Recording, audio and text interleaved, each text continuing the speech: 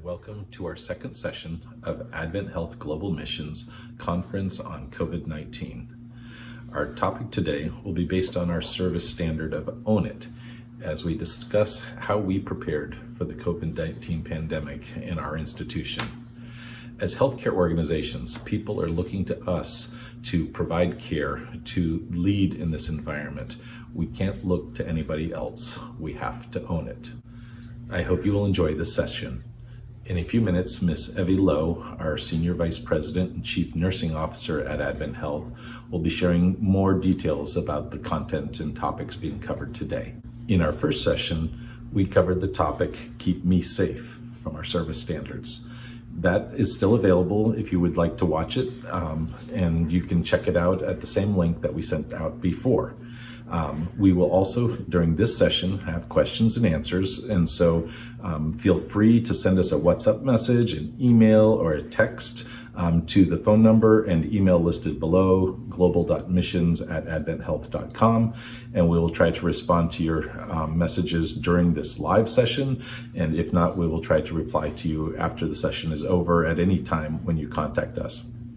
Let's warm up your fingers a little bit. During our first session, we had viewers from over 250 different locations.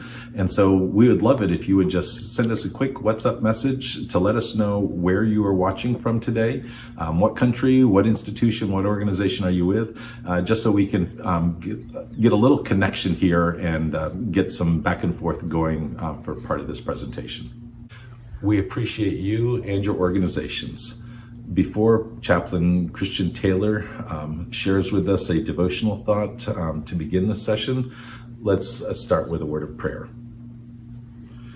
Dear Heavenly Father, thank you for your presence with us today, wherever we are around the world. You are an almighty God, and it is an honor to be able to extend your healing ministry to those in need in our communities. We pray that you give us strength, protection, and wisdom to accomplish the task that you have assigned to us. And we ask that you allow us to be the instruments of your healing touch to bring to those with COVID and any other illness. We ask these things in your Son, Jesus' holy name. Amen. Hello, my name is Christian Taylor, chaplain at AdventHealth Orlando, and I'm very happy to provide a message for you as you embrace this conference, and I hope you find some good nuggets in it. Some time ago, I was called to minister to a patient who really was trying to take his own life, and thankfully they had been able to bring him into the hospital. Well, I went to introduce myself and offer my services, and he wanted nothing to do with me. He just preferred to look at his wall and stare at his wall lying in his bed. Well, I was about to leave the room, not knowing what else to do, until I felt strongly impressed that I was to stay. Not knowing what I would do when I stayed, I just pulled up a chair next to his bed and sat there in silence. Every 10 minutes or so, he'd turn over his shoulder, look to see if I was still there, and then turn back to face his pale painted wall that clearly wasn't that interesting. After about 40 minutes or so, I stood up, told him how much I appreciated him letting me sit with him, and I said I'd be back the next day. And sure enough, I did. I came back the next day, pulled up my chair, and sat next to him in his bed. Well, I think his curiosity got the best of him. I think I wore him down with my silent presence until he began to open up and share his story. He shared of how he once had a lucrative career, had the wife and children, until something strange happened and he lost both his legs. He lost his job, his wife divorced him, and he didn't see his kids for years. He was in so much pain. And so he had decided that he would take his wheelchair, wheel down a hill into a busy intersection, and hope that one vehicle would end all his misery. He was on his way down the hill when the wheelchair tipped over, and that allowed the paramedics to bring him into the hospital. But he was determined, saying, "Chaplain, when I get out of here, I'm going to be successful the next time." He had gotten so charged that he began to weep and cry. And my prayers went to God and asking, "Lord, what do you say? Well, I don't know what to say to this gentleman." And I got no answer for a while until finally we got one simple one. Christian, take your hand and touch his hand. I tussled with God on that because I'm thinking he's kind of scruffy and rough and he's kind of agitated and angry at times, and I don't want to push him out over the edge. And so I wrestled with God a little bit until finally I obeyed, and I took my hand and I touched his hand. And would you know it, he began to weep even more. And I'm like, God, see, I knew that wasn't the answer. Until finally he snuffed away his tears and he said, Chaplain, you don't know what this means to me. No one has touched me in 7 years. You don't know what this means to me. And I began to realize what it meant to him. It was a touch that communicated to him that he had finally been seen, and that finally he wasn't alone, that finally he was not forgotten, that somehow, some way he had been reminded of his value through another person's touch, that someone saw him. And from that moment on, his world began to change, and he started wanting to live instead of planning to die. Why am I sharing this with you? I'm sure you've encountered your fair share of stories as nurses, but we have a service standard. One of them is entitled Own It. And I want you to own something today. I want you to own your touch. Own it. God has called you into this service as a caregiver because he is gifting you with the ability to touch. Not just someone's skin, but to touch their heart and even touch their very core of who they are. It is your task to literally find the vein that leads to their soul, insert the IV, and insert the medicine that allows them to feel whole again, allows them to feel like they're not alone and that they're not forgotten. It's your task to touch them, to extend your hand. And if you extend your hand, God says he's going to extend his hand towards you. That he will touch your life and touch your soul and bless you as you bless others. May you own it, own that touch. And I know that people's lives will steadily be changed, not just physically, but spiritually as well. God bless you. You take care and keep owning it. Hello, my name is Evie Lowe, and I serve as one of the Chief Nursing Officers at AdventHealth in Central Florida. It is my pleasure to welcome you to the second session for the Global Conference in Nursing Excellence.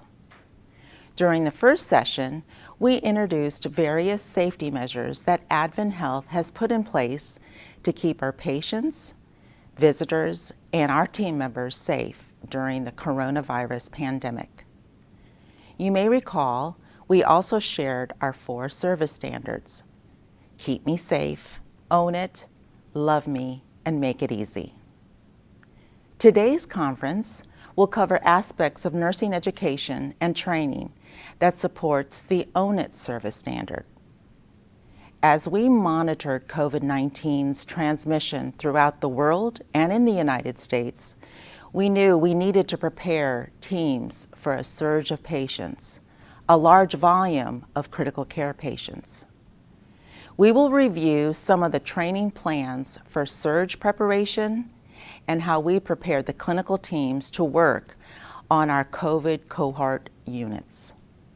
I want to personally thank you for taking the time to attend this webinar, and may God bless you as we all do our part in extending the healing ministry of Christ.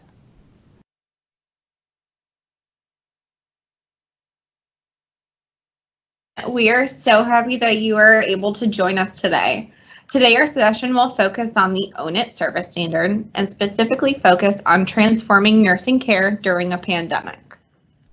As you may know, at AdventHealth, our mission is to extend the healing ministry of Christ.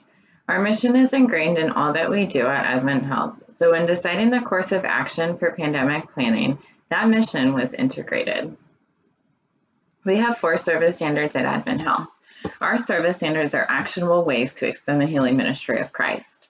These service standards guide our interactions to ensure we are providing consistent, exceptional service to patients, guests, families, and each other. Today, we will focus on the Own It service standard and how we, as nursing staff, can own it during this time of need. The World Health Assembly, the governing body of the World Health Organization, declared 2020 the International Year of the Nurse and Midwife in honor of the 200th anniversary of Florence Nightingale's birth. The celebration is even more important in the face of the pandemic as it highlights the nurse and all that they do to heal our patients. Since our Own It session focuses on nurses, we wanted to be sure to share some wonderful nurses from our campuses as they are the true heroes of this pandemic.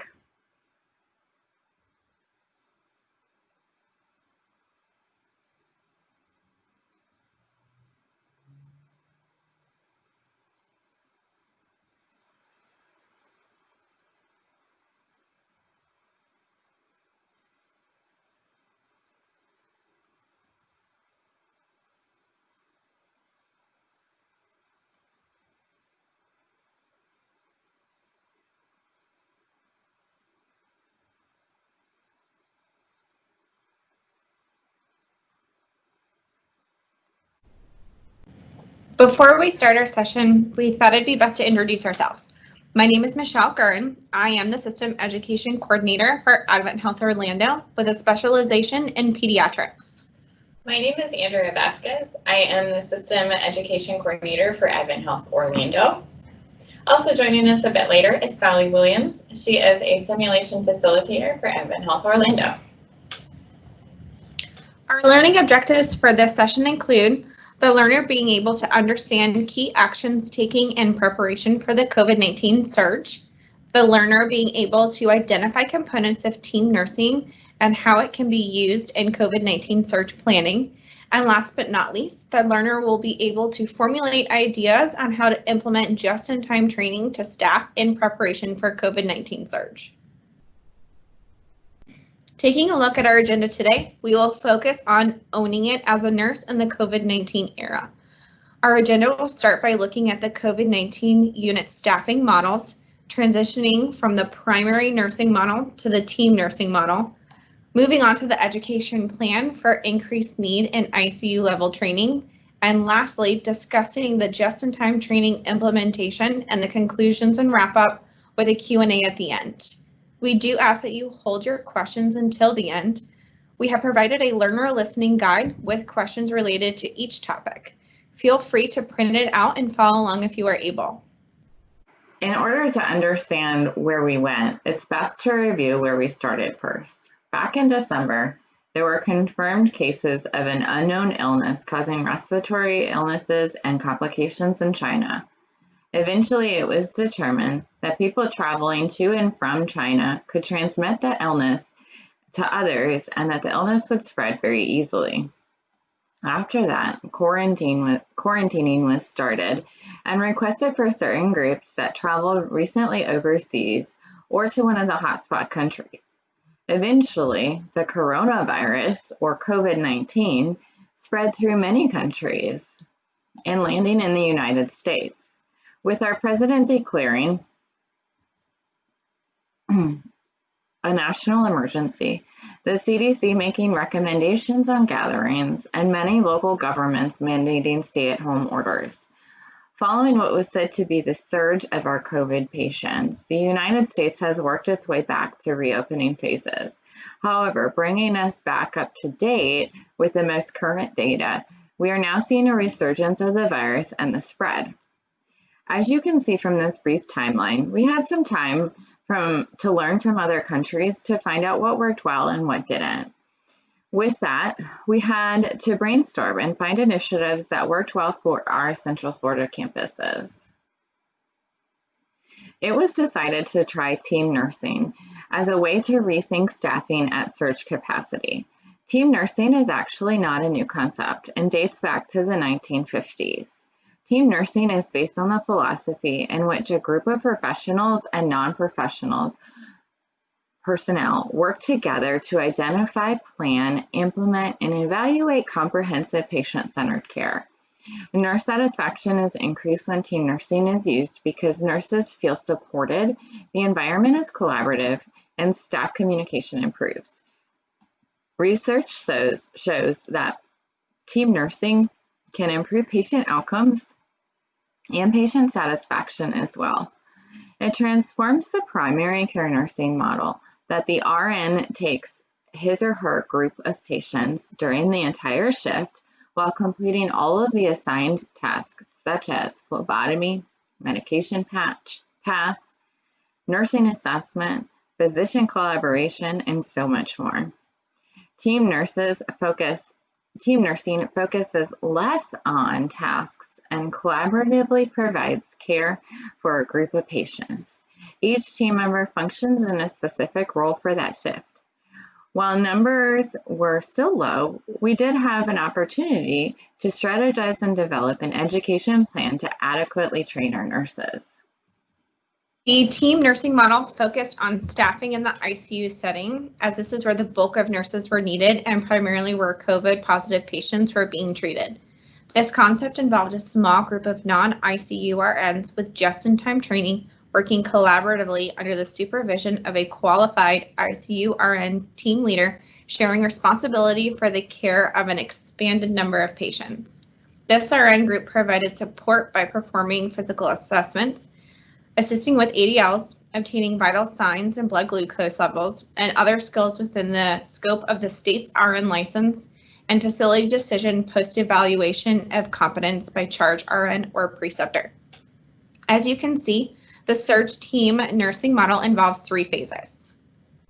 Phase 1 is a conventional staffing approach, also known as the primary care model, which is the current model our inpatient units utilize. As our ICUs start to fill with COVID patients, we move to phase 2, which is where the team nursing model is initiated. In this model, there are 2 nurses caring for 4 patients. One nurse is a trained ICU RN, while the other is a non-ICU RN who has received just-in-time training and education in order to care for these patients. Leadership determined appropriate tasks for team members without critical care training, designating the critical care RN as team lead for each patient care team.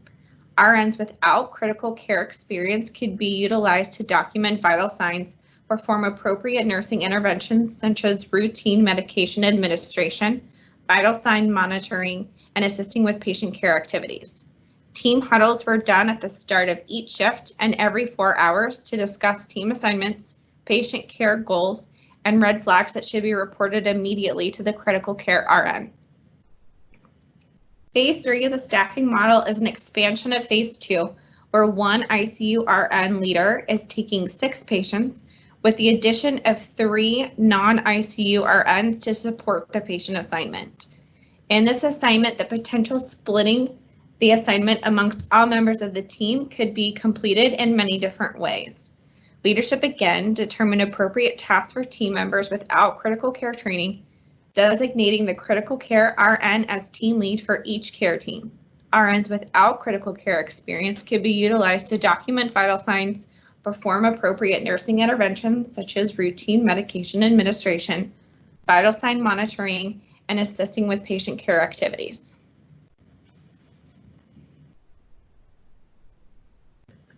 Around the time of all this planning, 2 of our staff members, Clarissa Wellbaum, a CNS at the Orlando campus, and Lauren Fiorello, an ICU educator at the Orlando campus, started a nurse chat podcast. They use this platform with the objective of discussing current healthcare topics that are affecting those at the front line. The goal is to use personal experience, evidence-based practice, and current research to equip the listener with tools needed to provide impactful care for the nurse and patients. One of their podcasts discusses team nursing, which was very convenient as we plan to utilize this model to effectively care for COVID patients in the ICU. Let's take a listen.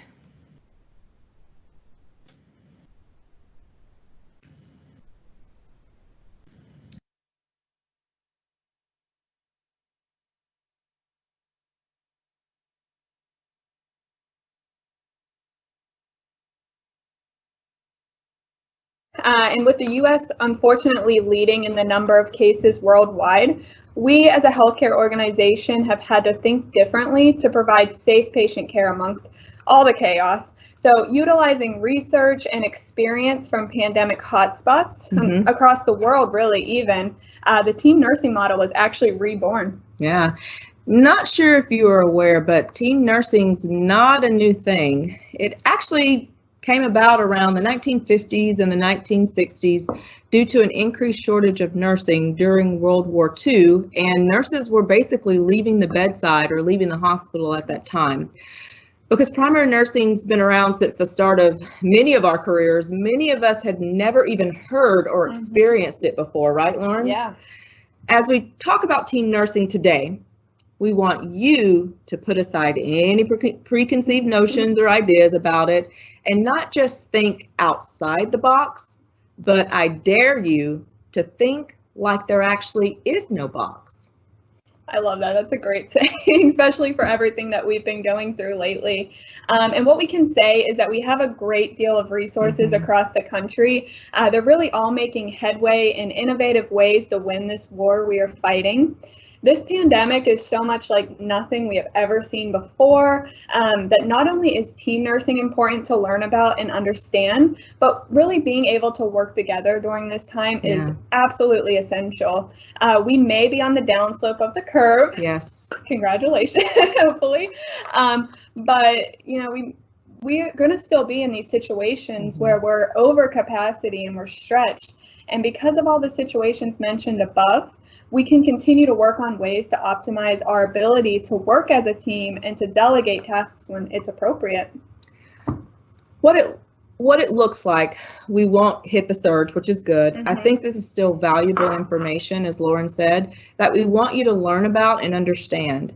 Some of our AdventHealth inpatient areas actually are trialing the model and are providing great feedback, both positive and constructive, so that our leaders can take their input into consideration if the model ever had to be implemented in a future crisis. And I need to say now that it was so cool this morning to hear one of our ICU nurses that was practicing the team model with a PCU nurse, and she was going through all the steps that we're going to be talking about like clockwork. As she walked out of the room, I actually looked at her and smiled, and I said, "You make me proud." And she said, "We've got to bundle that care and work together." And I promise you, I didn't pay her to say that.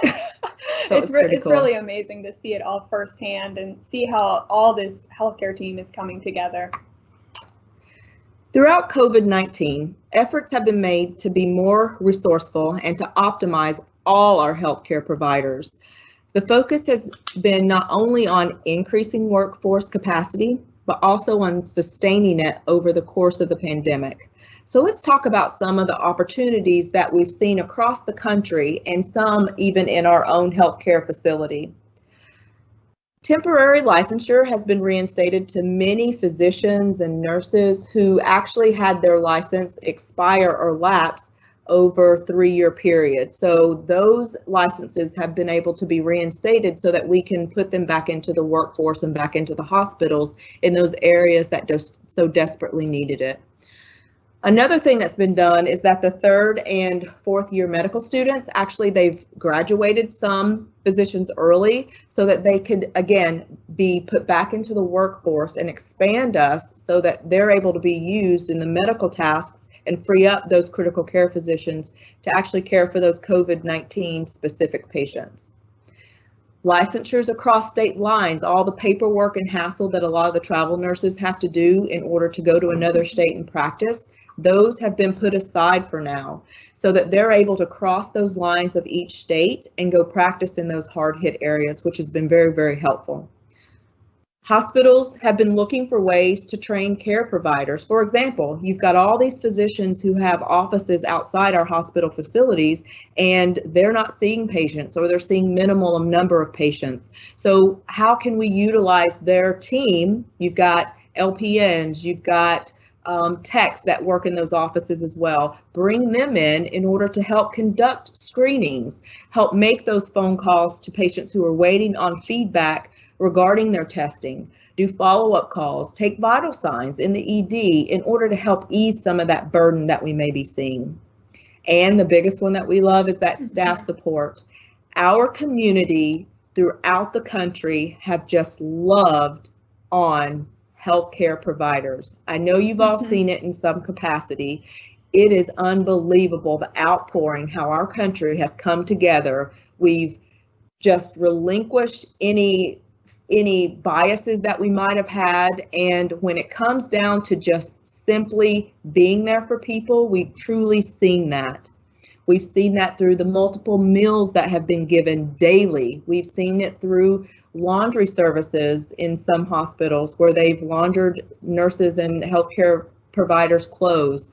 We've also seen it where they've provided scrubs for the healthcare team so that they're not worried about taking anything on their clothes back home to them, to their family, and even childcare services, because we all know that our schools and our childcare services have all shut down because of the quarantine time. So many of the facilities, hospitals, have opened up their doors to childcare so that healthcare providers can actually have care for their family and their kids. The biggest one that we want to just thank AdventHealth for is continuation of pay, right, Lauren? Yeah, we've seen this, and it's been amazing, where our healthcare facility has actually paid healthcare providers when they're unable to work as they're home, still pay them their pay, which is amazing. There's very few organizations that have done that or did that. So we just thank AdventHealth for really taking care of their employees.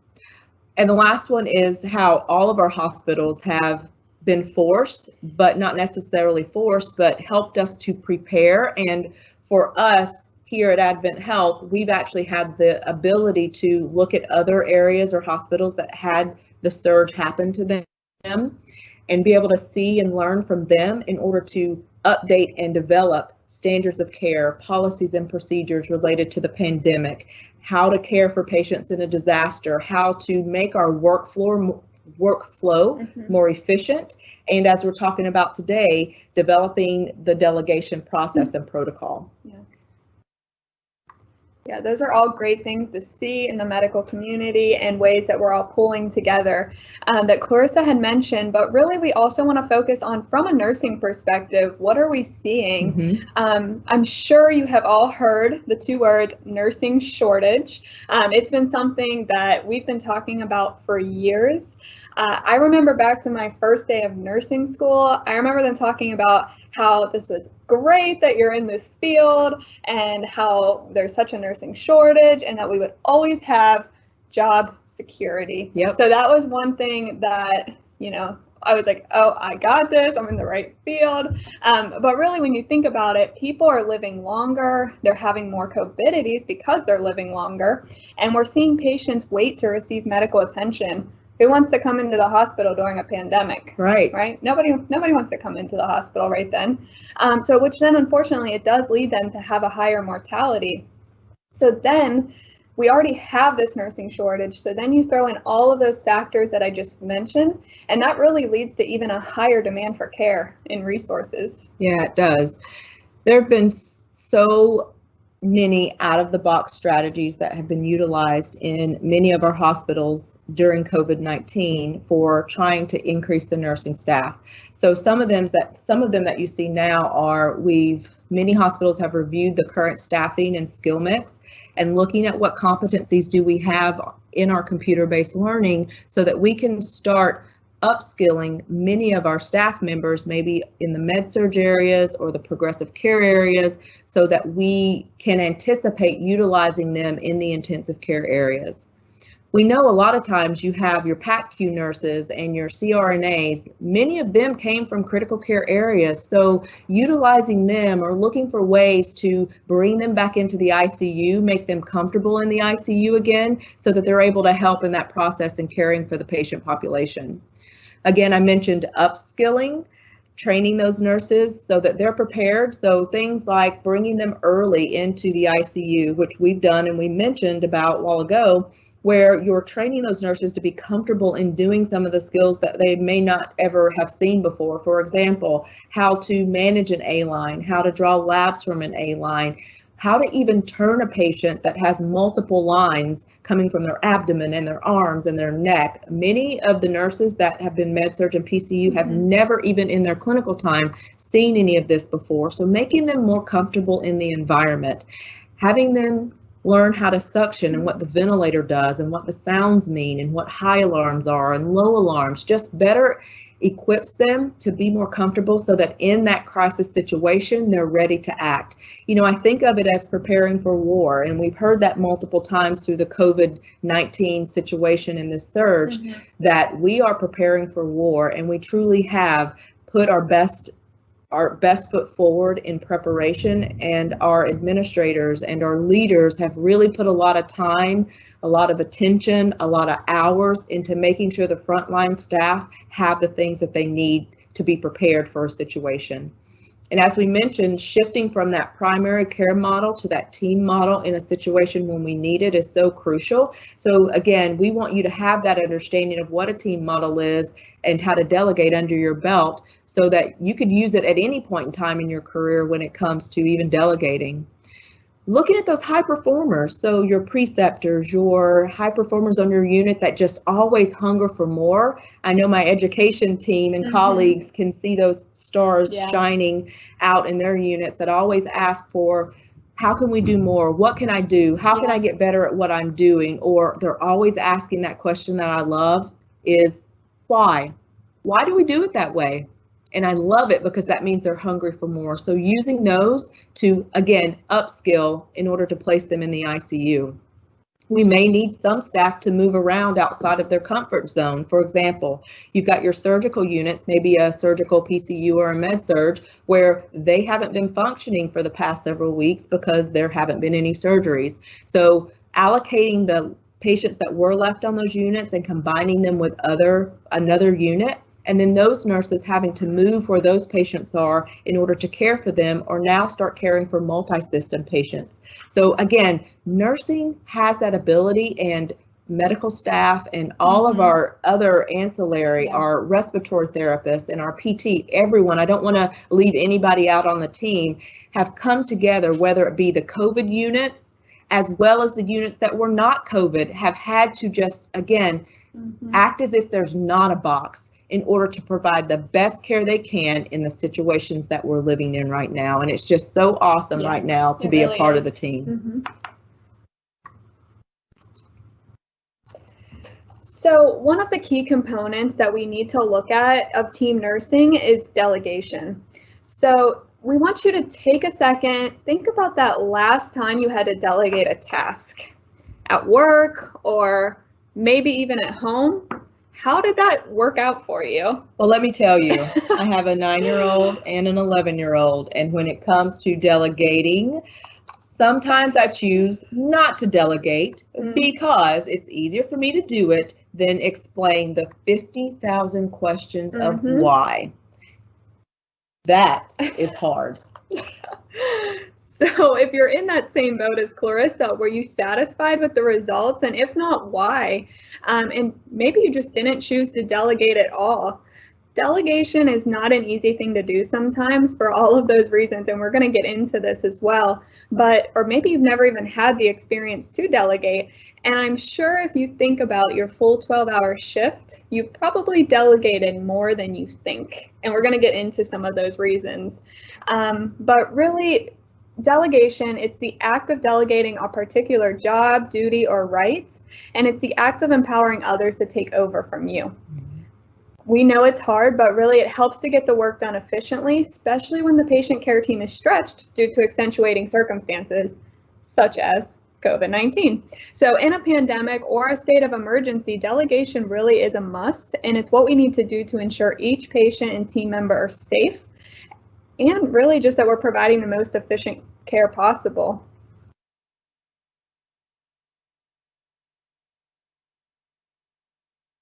Now that we talked about our staffing plan for the potential surge, let's discuss our training of our staff in preparation for the potential surge. In preparation for COVID-19 surge, AdventHealth strategically made changes that reflected not only nursing, but all staff at AdventHealth. These changes included closing of elective procedures, changing employees from commuting to work to working from home, and stopping all visitors in the hospital. With many of our staff not able to do their normal job role, leadership had to review how to best use their capabilities to support our staff on COVID units throughout the hospitals.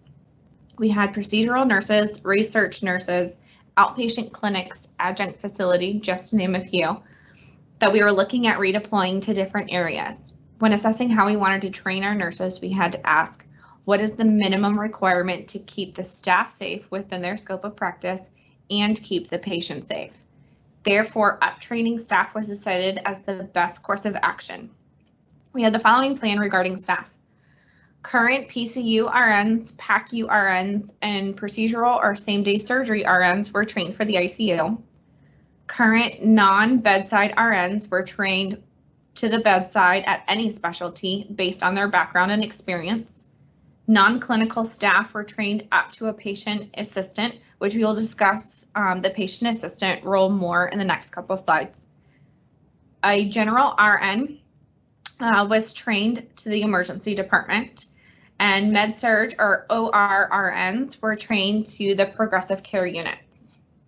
Now that we have reviewed where our nurses are going, we are going to discuss how we trained our staff for the roles that they were going to. The main training involved 3 broad categories: online modules, shadowing on the unit, and just-in-time training with the preceptor. The patient assistant role was designated for non-nursing staff that needed to assist with non-clinical duties. Examples of staff that could potentially be a patient assistant are executive assistants, exercise therapists, and recruitment specialists. This role was created to assist with tasks such as running specimens to the lab, phone calls to patients or other staff members, assisting patients with using their mobile device for virtual visitor visits, which was being used in replacement of the live visitation at our campuses, and assisting with patient transfers. The goal was really to assist the clinical staff with the small tasks that could be easily delegated to a non-clinical staff person. The main training for this role involves some online training regarding PPE, hand hygiene, feeding, assisting with virtual visits, making beds, and transferring patients. The hands-on competency checkoffs for this role included verification of some of the roles that we just went through, including verification of proper donning and doffing of PPE. To jumpstart some of the training that was needed, this presentation was produced by the same CNS and ICU nurse educator from the Nurse Chat podcast. This was completed through a virtual platform. They reviewed COVID-19 training for 3 different areas: ancillary, PCU, and ICU training. The ancillary one was the briefest of them and included topics such as specimen collection, general infection prevention principles, isolation requirements, proper doffing and donning of PPE, etc. Eventually, the PowerPoint presentations used for all 3 of these were shared with all of the campuses, so they had access to the information and could format it in a way that worked for their campus. RNs in non-clinical roles were trained to work bedside for any acuity. They were required to complete online module non-invasive ventilation, such as CPAP and BiPAP. They also needed to shadow in their designated unit for 48 hours total. During that time, they would receive a unit tour and get checked off by their preceptor on the administration of cardiac medications. Additionally, they needed to successfully chart a full assessment, a focused assessment appropriate to the level of care they are going to, vital signs, and rhythm interpretation. While on their unit working with their preceptor, the general RN would get checked off on the COVID staff training core competencies for RN returning to the bedside. An example of this form is on the screen. Since these nurses were not previously bedside, there are a few additional things that they needed to review to be successful on the unit.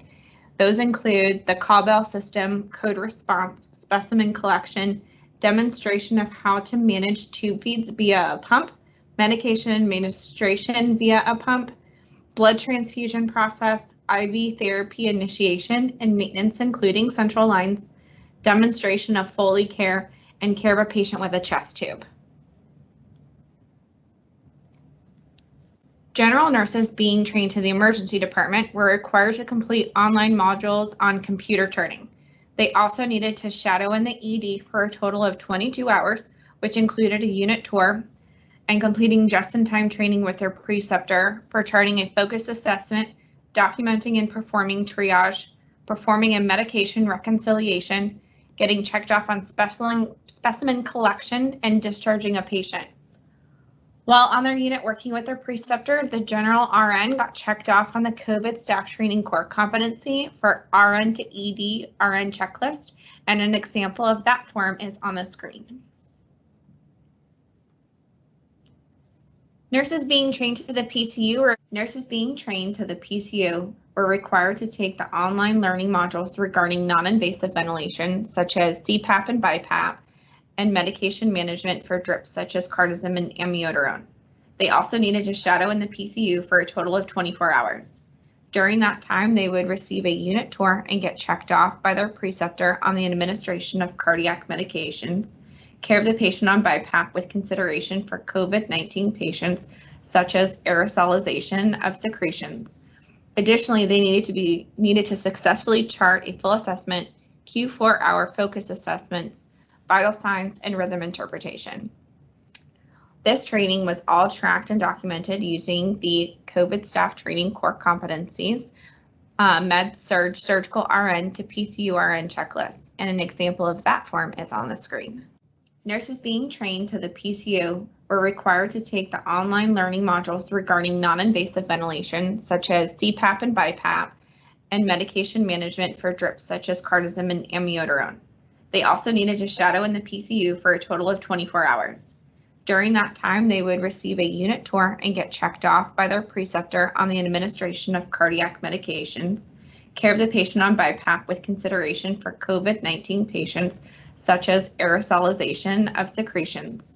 Additionally, they needed to successfully chart a full assessment, Q4-hour focus assessments, vital signs, and rhythm interpretation. This training was all tracked and documented using the COVID staff training core competencies, Med-Surg surgical RN to PCU RN checklist, and an example of that form is on the screen. As previously stated, there was a training for nurses being upskilled to the PCU unit. There were over 97 people attending this chat and more that viewed it after the fact. This PowerPoint again was shared with the campuses so that all campuses could use this for their training if they needed to. Some main topics included COVID-19, the common lab values, pathophysiology, conditions or symptoms that might warrant further investigation, testing, and how to check for COVID, treatment, and a review of ICU level treatments, just in case that patient needed to go to the ICU.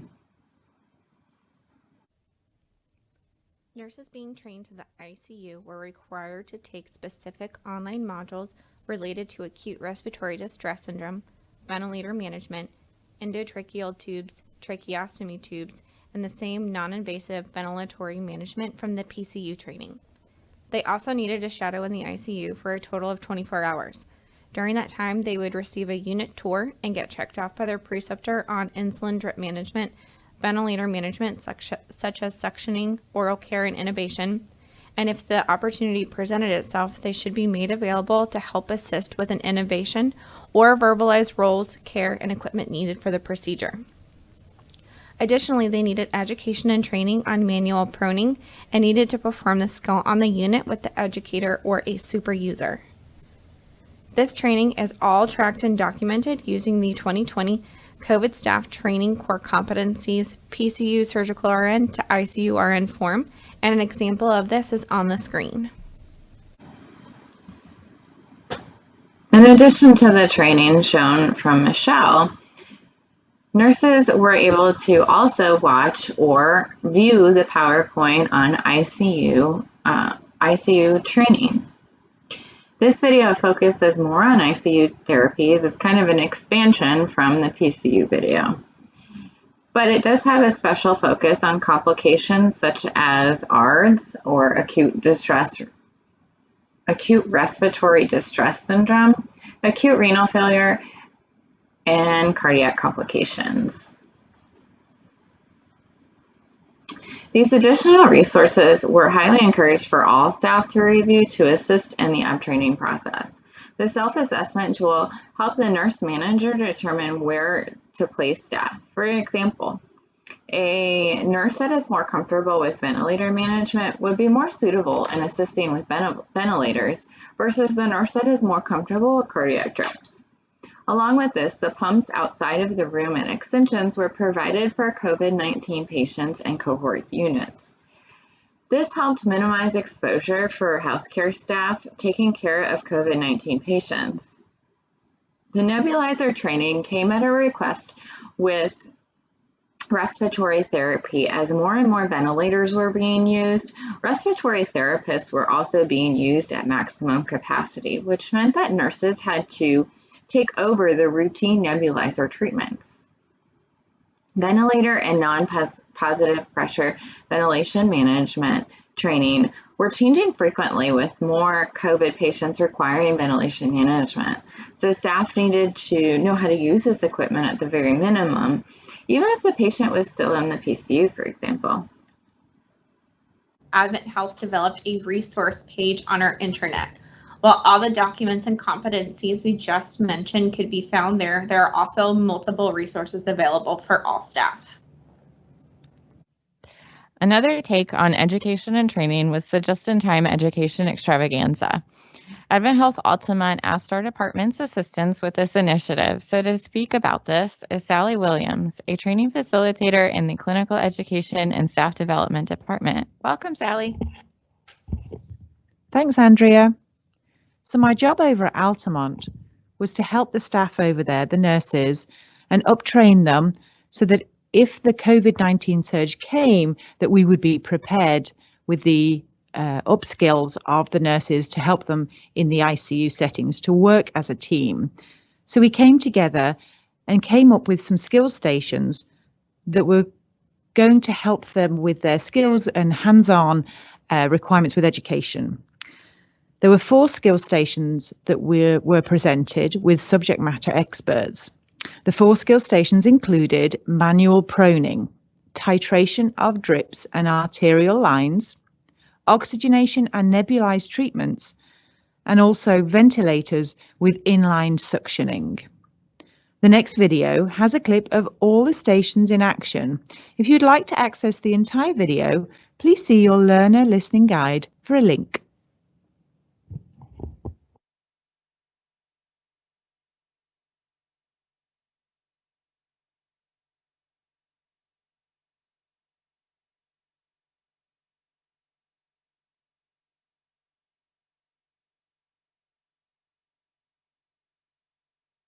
So, we are going to be talking at this station about titration of medications, our arterial line and our monitor here.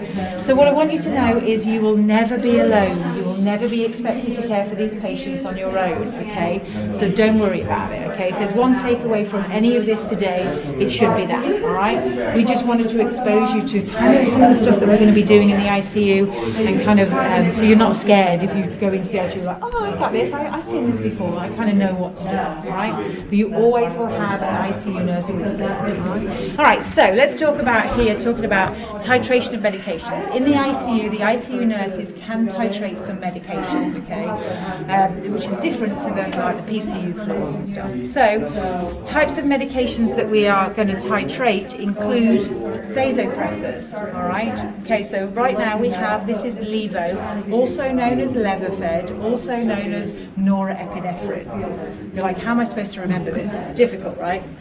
So in the ICU, if it happens to you and you get floated, there is this little cheat sheet here, which is going to be right by the Pyxis here, all right? You see Levophed, Levo, norepinephrine. You might notice some other meds there that you recognize. Maybe there are 2 reasons for an arterial line. 1, to monitor blood pressure continuously, and 2, to take blood. All right, you can take it off ABG or regular, just take blood from that, okay? Only 2 reasons. We never infuse any medications into an artery, okay? Now, so your patient, typically, it'll be a radial artery, okay, that you will typically see that, okay? And it might look like an IV to you. You're like, is this an IV or is this an A line? Because I need to know the difference, because I don't want to infuse anything into an A line, okay? So double check if you're not sure. Okay, need to make sure this is secure. Now, up back here, we do have a little bit of pressure with saline because it does have to keep this pushed back, right? Because if we didn't have this pressure, the blood would pump back up the line, okay? The patient might be moving and it might come out. What's going to happen? A lot of blood. Psh, psh, psh. Yeah, that might happen. So you're going to hold pressure. Hey, I need my ICU nurse. I'm going to need to have respiratory come and insert a new line for me. And respiratory deal with the insertion of these lines. They do see. Yeah, interesting, huh? All right. The other thing to know with a line is making sure that this transducer is in the correct place for the patient, okay?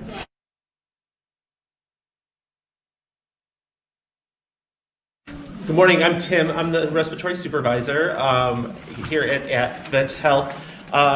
We're going to be going over the endotracheal tube, a few things on the ventilator, heated high flow, how to suction a patient, and how to ambu bag through an ET tube, okay? So I'm going to try to keep it as brief as possible and without going into too much detail on everything, all right? So the first thing we're going to start off with is, this is the ET tube. It goes into the lungs. There's a cuff that's holding this in and making a good seal in the patient's lungs. It's a couple centimeters above the carina. It is marked on the side of the ET tube that goes from 0 up to 30. Usually on an adult, it's somewhere between 22 and 26. This is the most important thing that you can remember when you come into the patient's room in the morning, is to make a note where this is at. Like this patient currently is at 20. So for the floor nurses, you've probably seen this already several times. You obviously haven't seen this too much on the Babyland. So it's a very simple device. It's similar to babies. We run everything through a blender. So we have a blender that blends oxygen concentration on it. So it goes from 21% all the way up to 100%. And we have a high flow meter here, and that we can give a flow of oxygen between 0 and 60 liters. So usually, and then it's hooked up to a heater. So usually what happens is that before COVID, we would put these patients on up to 100%, 60 liters, and try to open up their airways that way, to oxygenate them that way. With the COVID patients, we're usually leaving them around that 30-liter mark and 50%. At that point, we found that it's time to intubate them if they start to go past that. So the things that I want you to know about this little gadget is that when you come into the room and you see your patient is satting 75 and he's on 50%, the first thing I want you to do is quickly put this up to 100%. It's just a quick swivel, call us, and we'll come in.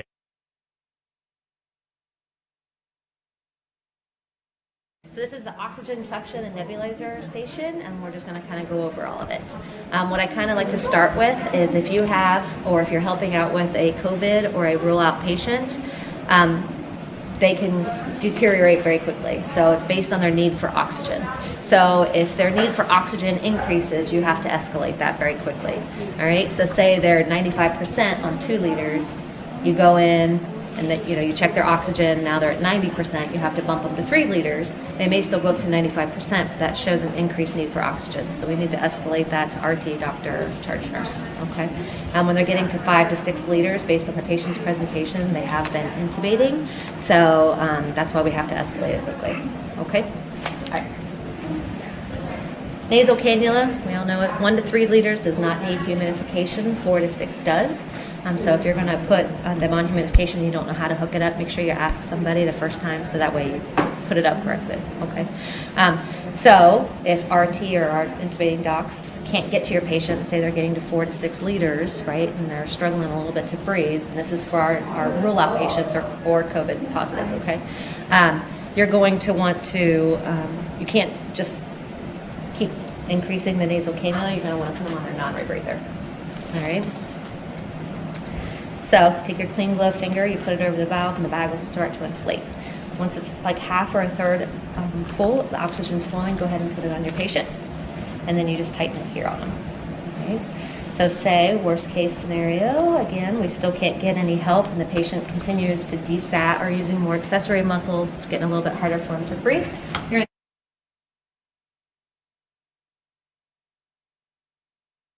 Alright, so this is our proning station. So proning basically means turning your patient face down. And that's kind of what we're going to be doing. So what we're finding with these COVID patients that are vented is they won't be improving for a couple of days. And the doctor will put it in order to prone. And what that means is they're going to want to turn the face down. What we're finding is that helps move a lot of the consolidations, helps open up the alveoli, and the patients will start to breathe better. They'll start seeing better outcomes. Okay. So what does that mean for us as the nurse? Well, they're going to be prone for 16 hours, so that presents challenges with pressure points because you're not going to be turning them every 2 like you do when they're on their back. Okay, and this is a patient that's sedated, possibly paralyzed, they're not really moving. So we're going to have our challenge is to kind of prep the patient. We're going to kind of stuff 2 pillows inside each of those. So this is the part where we're going to interact, so you guys just want to come around the bed. And we're going to want to put one of these pillows on the shins, one of these pillows on the hips, and one of these pillows on the chest. Typically, if your patient's sedated, you can't cover their face. Obviously, she's not, so I'm not going to do that to her. But you can do that, okay? And then we're going to put a pillowcase, the other flat sheet on top of this. So, when we're actually doing the training process, RT is in charge. They're managing the endotracheal tube. Okay, there's going to usually be an RT handling the head and the tube on the head, and there's going to be one on the vent, kind of making sure if anything comes off the vent, they can put it right back. Okay. So we're always going to turn towards the vent because that is the shortest length. You don't want to, like if the vent's here, you don't want to turn that way because your tube's not that long, okay? So we're going to roll our sides and we're going to roll them in a specific way. So if we're turning this way, which we're going to do, this side is going to roll down inwards. So like not over, but under. All 3 sheets. And you guys are going to roll all 3 sheets over. And basically what they're making on this side is they're making little handles for you guys to reach under and grab when we go to turn, okay? And you want to make it as snug as possible because these pillows are going to move on you if you don't make it kind of tight. So she's going to get a little, cocoon here. And so you'll be looking at RT for instructions, and what we're going to do is on 3, we're going to push her this way. Then on 3, we're going to turn up. You guys are going to kind of grab the top to secure, and you guys are going to reach under and grab that handle, and then on 3 we'll finish turning. Okay, so that's going to be what we're going to do right now. You guys ready? Yeah. And usually you want your strongest people on the chest and on the hips because that's usually the heavier areas of the patient. So 1, 2, 3 this way. All right, 1, 2, 3 up. So you guys secure. You guys reach under. Don't. Y'all got to work together because where our RT's going to be. So let me know when you have it. And sometimes I like to hold it. If I'm the one holding the bottom, I'll hold and kind of leave my hand there so you can kind of play handsies with the other person, So y'all got it? All right, so 1, 2, 3, and we'll finish turning. All right, you good? All right, so the moment that happens, you're gonna put the leads on the patient, and then we're gonna adjust the pillows. So put the leads first, see what the heart rate is, see if we're still good, and then we're gonna need to kind of adjust our patient most likely. So you have 2 sets of sheets, you have the top and the bottom, so you can actually, between the 2 sides, kind of lift up a little bit and kind of adjust the pillow. If you want to leave the pillow under, yeah, leave the pillow under. All right, so you kind of want to adjust them on the pillow there, all right? So now we got them on, we're going to release the lines, put the hands out. There'll be a little foam pillow they'll be using to kind of put the patient RT. In a matter of about 4 weeks, our nurses were prepared for the surge. This slide shows how many nurses were up-trained. And even though we didn't get the surge we anticipated in the beginning, we are now seeing those high numbers. With this education and training, we had many nurses realize a hidden love for the ICU, and our Orlando campus is planning a modified critical care nurse transition program and will be training 50 PCU nurses to work in the ICU as a permanent position. To review some of what we encountered with COVID-19, back in May, the state of Florida saw a decline in the numbers, which led to a phased reopening of the state. AdventHealth had a task force enabled to review the reopening of our hospitals and what it would take. With the reopening, there was an increased focus in wearing face coverings or masks and social distancing for all Floridians. AdventHealth has also taken a cost recovery stance as they were able to reopen and decided to freeze hiring of new employees to assess the need after the crisis, and they were able to reopen elective surgeries. We touched at the beginning of our presentation that we are seeing a resurgence of infections across the entire state of Florida. With the resurgence, AdventHealth had the previous experience to fall back on. Here is the most up-to-date information about our efforts as we continue to battle COVID-19. We have resumed hiring of critical clinical staff roles that we need with rapid hiring initiatives to relieve the impact on the current frontline staff. We are resuming hiring of travelers, again, to help with that impact. At the present time, we are pulling assistant nurse managers and educators to staff bedside positions to assist with critical staffing needs at the unit or departmental level, with the potential to transition to the team nursing model as staff levels increase. Instead of closing down elective surgeries again, AdventHealth has opted for a color-coded system to help determine the impact on elective surgeries and procedures. This includes a daily analysis of capacity and resource availability to determine which, if any, elective surgeries can proceed. With the resurgence, we are utilizing these up-trained nurses more and more to meet staffing needs. This gave us the opportunity to obtain some feedback on how prepared these nurses feel now working on a higher acuity COVID floor.